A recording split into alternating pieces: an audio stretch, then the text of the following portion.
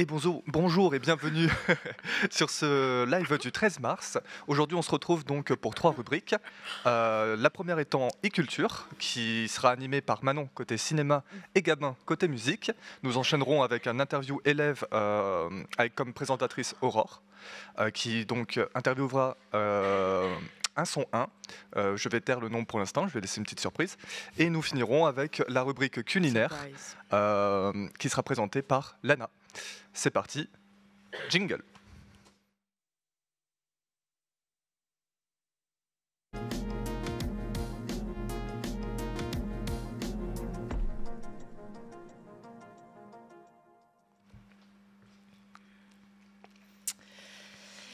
Et bonjour, aujourd'hui je vais vous présenter le nouveau film très étrange de Quentin Dupieux qui est Dali et Dali du coup qui comporte 6 A, ce qui fait référence aux 6 différentes Dali que vous pourrez retrouver tout au long du film. Donc Dupieux a voulu mettre en avant le rapport du maître, donc qui est Dali, face aux médias français, sous un aspect provocateur, artistique et drôle, avant même sa peinture et toutes les œuvres qu'il a pu faire auparavant. La création de Dupieux nous raconte l'histoire d'une journaliste qui est Judice, qui essaie de réaliser l'interview de Dali. Judice, jouée par Anaïs de Moustier, rencontre Salvador Dali, joué par Édouard Baer,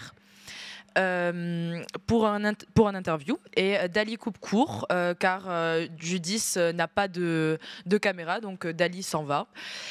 Soutenue par Jérôme qui est son producteur, joué par Romain Duris, elle appelle Dali, qui est joué à ce moment-là par Jonathan Cohen, et lui promet la plus grosse caméra du monde. Du coup, Dali est conquis, il accepte. Le film s'ensuit d'une continuité de Dali, joué par Pio Marmaille, Didier Flamand, Gilles Lelouch et c'est tout, qui tous essayent de finir l'interview pour que Judice, l'intervieweuse, puisse faire son documentaire sur Dali. Voilà. Donc le film est entièrement surréaliste. Il met en avant le personnage loufoque qui est Dali, avec les médias français. Donc tous les médias français veulent une interview de lui. Donc Dupieux a voulu vraiment mettre en avant ce qu'il a fait, les interviews qu'il a pu faire avec Lina, donc des vraies interviews que vous pourrez retrouver sur YouTube. Dupieux illustre l'importance et la préoccupation que l'on peut apporter à un personnage aussi extraordinaire que Dali, et la banalité que l'on peut porter à l'égard d'une personne classique et ennuyeuse comme Judice, qui n'a aucun charisme face à Dali. On peut le voir dans le film. Donc Judice essaye de surmonter cette vie un peu banale en documentant la vie de Dali. Mais Jérôme, son producteur, lui, a des pensées un peu médiocres, et il se concentre plus sur l'aspect du personnage médiatique et non pas le personnage artistique de Dali. Donc le film devient un rêve dans un rêve qui fait un peu référence à Inception, qui est raconté par un prêtre, et Dali, on peut voir Dali sous différentes postures, sous différentes personnalités qui sont assez originales.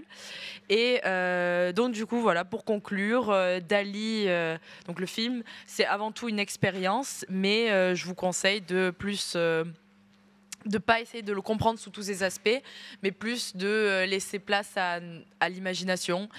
Et voilà, je vous conseille très fortement d'aller voir le film Dali. Effectivement, ça a l'air franchement pas mal. Du coup, nous allons passer à la rubrique de juste après, avec Gabin pour la côté musique. Merci beaucoup Léo. Moi, ce lundi, j'étais sur Instagram et je suis tombé sur une annonce. C'est celle des nominés des Flammes 2024. Alors les Flammes, qu'est-ce que c'est ? Les Flammes, c'est une cérémonie qui a été créée en 2023 par les médias rap Bouscapé et Yard en vue de s'additionner aux victoires de la musique sur France 2 pour mettre la lumière sur la culture rap et aussi sur la culture populaire, un peu laissée de côté par les médias français. Elle se tiendra donc le 25 avril.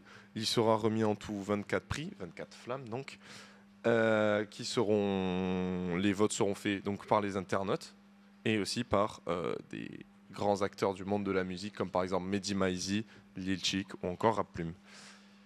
Et on va tout de suite rentrer, si vous le voulez bien, dans les artistes les plus représentés dans les catégories. Et on va tout de suite commencer avec Aya Nakamura sur son album DNK, qui a été énormément représenté, ainsi que Lafèvre avec son album 24, qui sera surtout apprécié sur la catégorie meilleur morceau performance rap, avec The Intro notamment.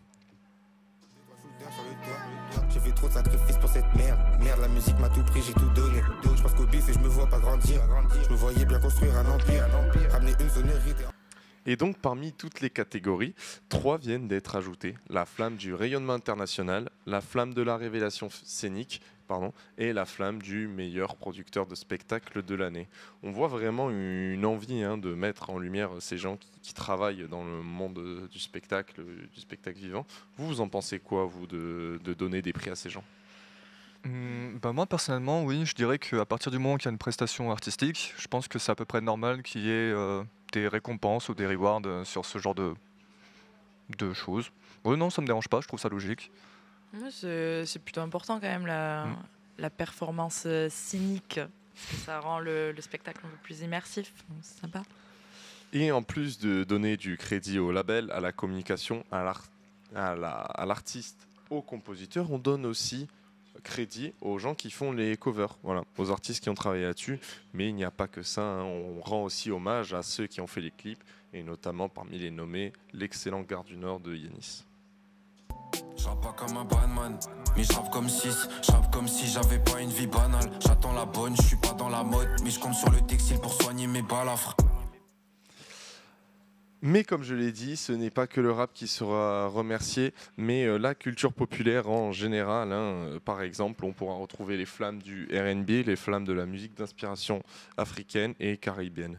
Malheureusement, cette cérémonie ne pourra pas couvrir tous les albums, aussi bons soient-ils, sortis début 2024, donc pas de la solution de la jeune Crack Mairo ni de Exit de Luther. La Next Gen est largement représentée dans cette cérémonie, contrairement aux victoires de la musique. On a l'impression qu'ils choisissent les nommer un petit peu au hasard, avec par exemple Jacques Brel qui donne son avis sur le dernier album de Gazo. C'est un peu comme on demandait à Philippe Etchebest de donner son avis sur Oppenheimer. Ça sert à rien, à mon simple goût. Vous pourrez donc voir cette cérémonie sur YouTube, Twitch et W9 le 25 avril. Eh ben super, on suivra ça. On va passer du coup à l'interview élève. C'est parti, jingle.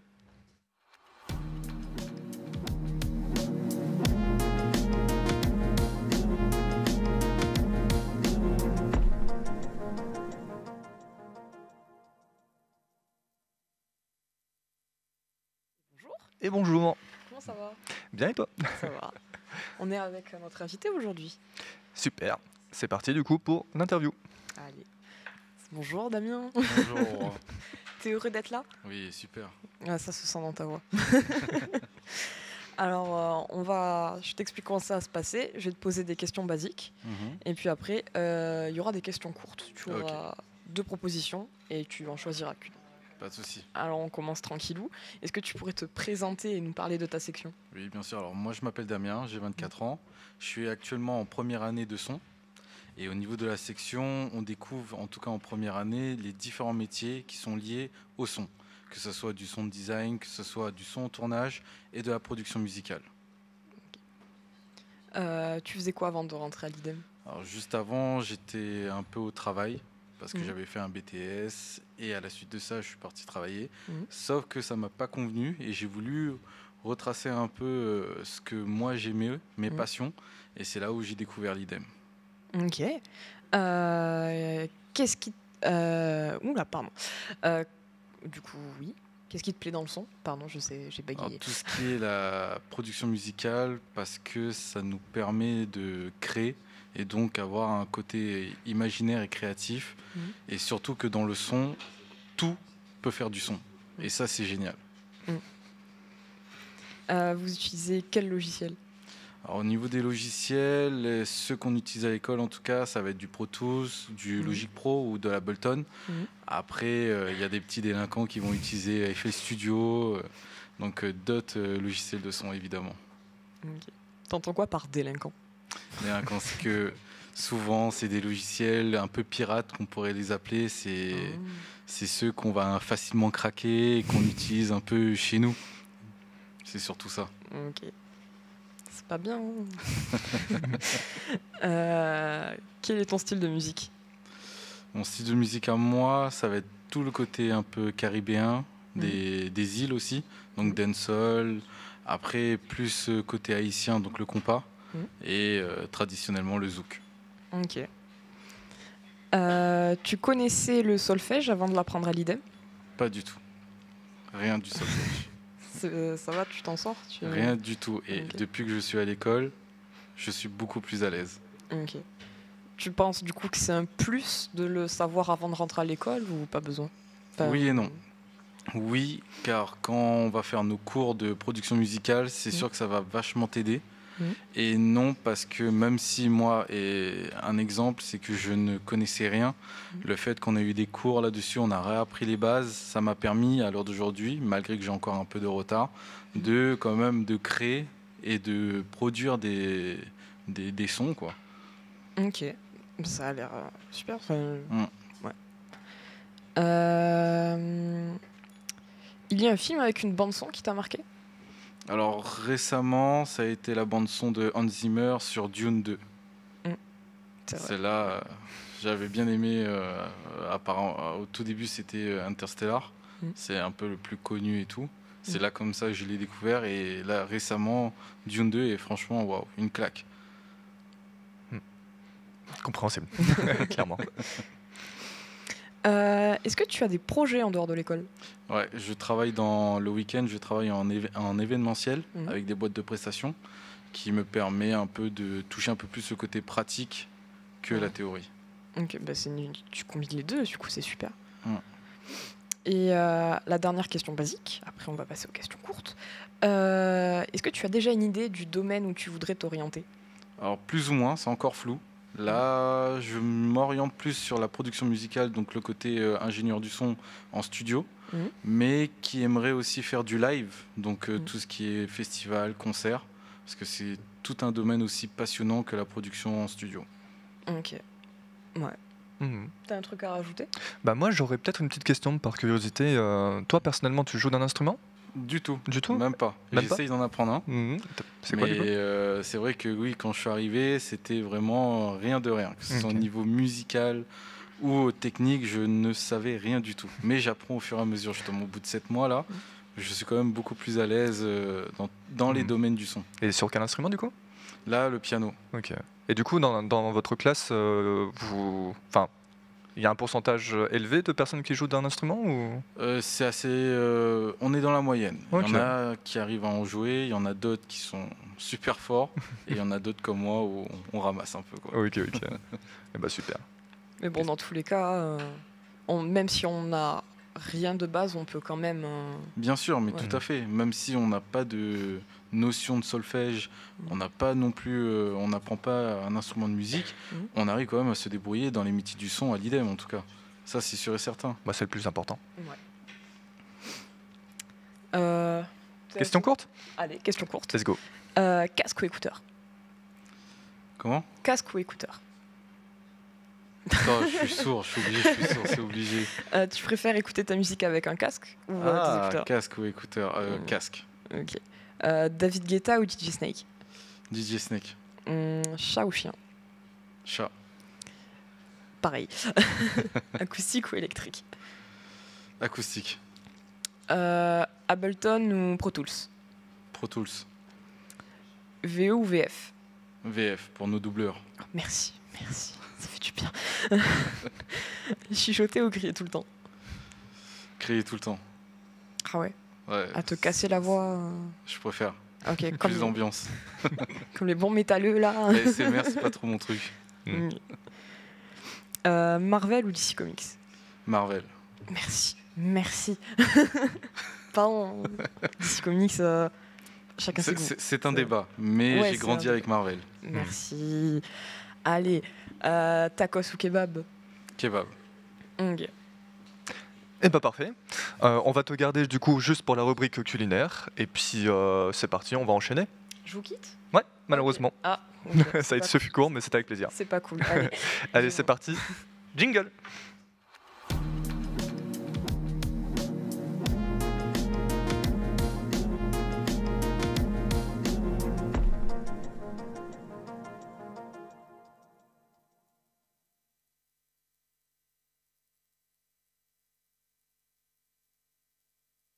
des saveurs. Donc on va jouer à un jeu, ça va être très simple.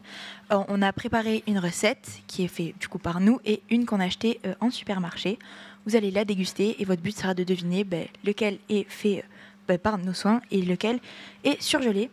Du coup, avant de déguster et de jouer, on va vous donner la recette. C'est une recette qui est assez courte, qui prend 10 minutes de préparation et 8 minutes de cuisson, ce qui est beaucoup plus court que la dernière recette que l'on vous a donnée avec 2 heures de cuisson. Du coup, on va commencer par les ingrédients. Donc, pour 4 personnes, il vous faudra 50 g de farine, 70 g de beurre, 200 g de chocolat et 50 g de sucre, bien sûr, 4 œufs. Donc, une fois tous ces ingrédients réunis, vous pouvez passer à la recette. Donc, pour commencer la recette, mélangez les 4 œufs avec les 50 g de sucre. Mélangez jusqu'à ce que le tout blanchisse. Une fois que le tout est blanchi, vous pouvez ajouter les 50 g de farine. En parallèle, vous faites fondre le chocolat avec le beurre. Et une fois le tout fondu, vous mélangez tout ensemble et vous pouvez passer au montage des petits gâteaux. Donc, petite astuce pour que le cœur reste coulant, mettez un carré de chocolat au milieu de votre pâte et quand vous l'enfournez, après, à la sortie de la cuisson, le cœur restera vraiment très coulant. Petite astuce comme ça C'est bon à savoir. pour réussir vos fondants au chocolat. Du coup, on peut apporter les gâteaux et je vais vous laisser déguster. Ouh.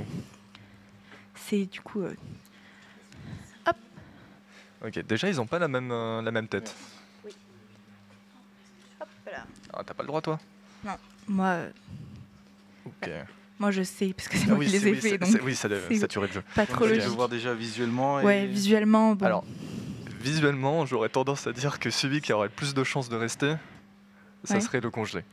Ouais. Parce que voilà, ils mettent des trucs dedans qui aident. Enfin, je pense. Après, je je connais trouve pas, qu'il mais est très régulier par rapport à celui-ci, donc je trouve celui-ci fait maison. ouais, ça serait plus logique pour moi. Oui, vous pouvez déguster. Hein. C'est vrai que visuellement, il y a une différence. Donc, je sais pas si à la caméra. D'où la différence.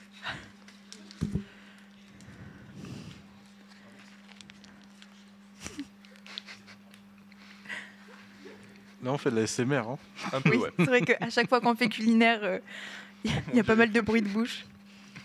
Ok. Il est bon celui-là. Je prendrais très mal si on dit que celui que j'ai fait Oh, est c'est vrai. surgelé. Ok. Celui-là, il est bon. Il a Alors, moins de gueule, mais il est une quand même petite meilleur. idée. Ben, pour moi, déjà, au niveau de l'apparence, du coup, ça serait celui-là, le surgelé, et bien sûr maison. Mhm. Au niveau du goût, celui-là, il est bon, mais celui-là, en fait, on sent bien le vrai bon chocolat, je trouve. Donc, même sur ça, je Moi, reste sur cool. le même avis. Ouais. Par rapport à ce que j'avais dit, justement, l'esthétique. Et même au niveau de la consistance du carré au chocolat au milieu, Ouais. qui est beaucoup plus compact. Celui-là, je trouve plus. Après, peut-être j'ai un mauvais palais. J'espère pas me faire taper sur les doigts. Mais celui-là, je le trouve surgelé, justement. Ouais, vous avez totalement raison, du coup. Celui qui est peut-être moins beau, mais meilleur, c'est celui qu'on a fait nous. Et Bah, je du trouve coup, pas, non. celui qui est beaucoup plus bombé, c'est le surgelé. Donc je tiens à préciser quand même que nous, ce qu'on a fait nous a coûté tout ensemble 6,76 € et on a réussi à faire 10 fondants. Tandis que les 2 petits fondants surgelés, c'est 2,89 € les 2 fondants.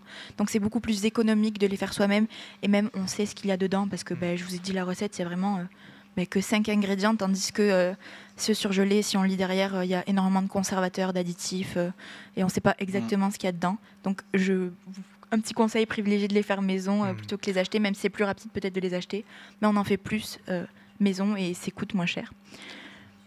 Bah, c'est un peu comme les pizzas et les crêpes, quoi. Oui, Il vaut mieux les vraiment. faire à la maison, c'est meilleur, Si on on sait ce qu'il y a peut- dedans, c'est moins cher, et potentiellement tu peux en faire plus. Oui, c'est vrai. Et privilégier au moins, même ça coûte moins cher pour nous, faire plus. Donc on va faire un petit dilemme culinaire maintenant. Tu vas avoir 2 choix et comme le but des questions rapides en interview, t'en choisis une des 2. Ok. Léo, tu peux participer bien sûr. Oh, super. Moule avec ou sans frites? Sans Avec. Ok. Patate ou pâte? pâte. Patate. 1 kilo de chocolat ou 1 kilo de bonbons? 1 kilo de bonbons. J'ai pas entendu. 1 kilo de chocolat ou 1 kilo de bonbons? Chocolat, tout de suite. Mayonnaise ou ketchup? Mayonnaise. Mayonnaise. Pizza ou burger? Burger. Pizza. Vous êtes totalement différents. Nouilles ou spaghetti? Nouilles, Nouilles. Tarte fraise ou framboise? fraises, Fraise. Cerise ou raisin? cerises. Cerise aussi. Glace ou granité? Oh, granité, en été, ça, Oh. c'est bien ça. Tout de suite glace. Crêpe ou gaufre? Gaufre, Gaufre aussi. Couscous ou paella? Rien à voir. couscous. Paella. Très bien. Mais, merci beaucoup. Merci à toi. Et bah franchement c'était un plaisir, franchement c'était super bon. J'ai hâte qu'on refasse cette rubrique. J'ai de la chance au moins, à chaque fois c'est sur moi que ça tombe. Oui. N'oubliez pas de vous abonner à notre compte Instagram, immedia.live. On poste régulièrement et puis c'est parti, on finit là-dessus. Au revoir et à la semaine prochaine.